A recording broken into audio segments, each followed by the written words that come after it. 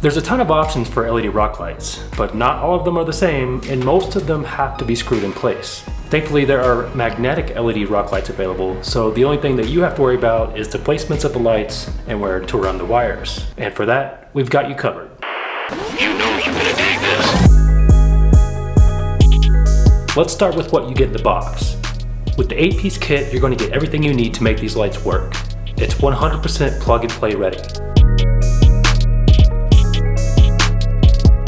It comes with instructions which are cleverly tucked into the packaging of each of the lights. We opted for the limited edition billet aluminum controller, which is pre-wired with both positive and negative leads for your battery with the built-in inline fuse.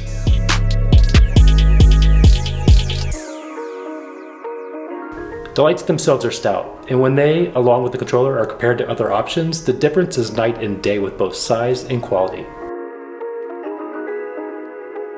So the unboxing looks good. Let's install them.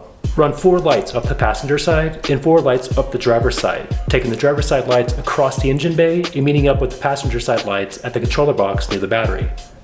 Next, we'll place the lights. You have 2 options with the 8-piece set: better ground coverage or evenly lit wheel wells. If you want evenly lit wheel wells, place the rear lights in the rear wheel wells. We opted for better ground coverage, so our back 2 lights are under the bottom of the back of the bed. Starting with the rear, we ran the wires along the top of the frame of the Jeep and up to the battery. When running these wires, be sure to go under the rear brake lines and around the back side of the upper shock mount. These can be later secured with zip ties. The install process should take about an hour. It's so easy, a kid could do it. With the backlights in place, we ran 2 lights under each side, which left just 2 for the fronts. With each of the lights in place, we end up with 4 wires on one side and 4 wires on the driver's side.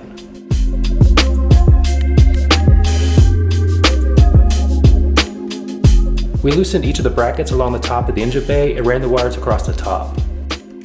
Be sure to keep some slack in places, like the rear, so you have room to reposition if you need to.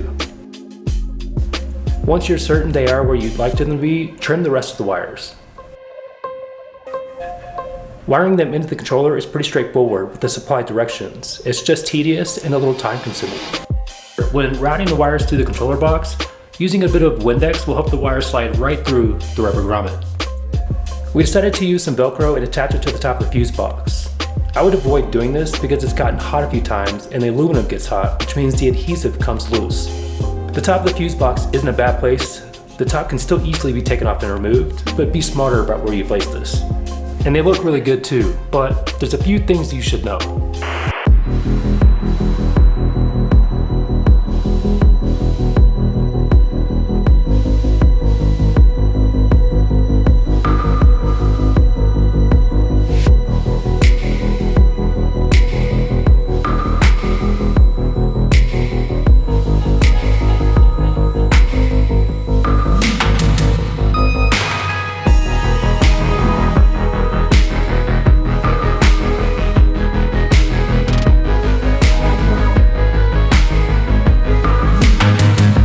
8 lights just isn't enough for the Gladiator.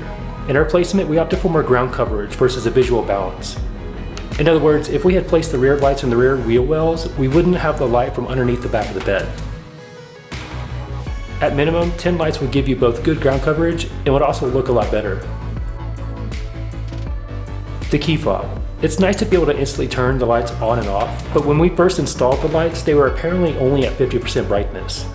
Only, we never realized this until a friend of ours with the same lights noticed they weren't bright and used his app to raise the brightness to 100%. The lights are controlled with an app called LED BLE. You can control the lights, turn them on and off, control the colors, and set different types of modes like 7-color gradients and other cool effects. The quality of these LED lights and the ease of installation made these lights 100% worth it. You're saving a lot of time by not having to screw anything in. The question I have for you is, do you have them? Do you run something else?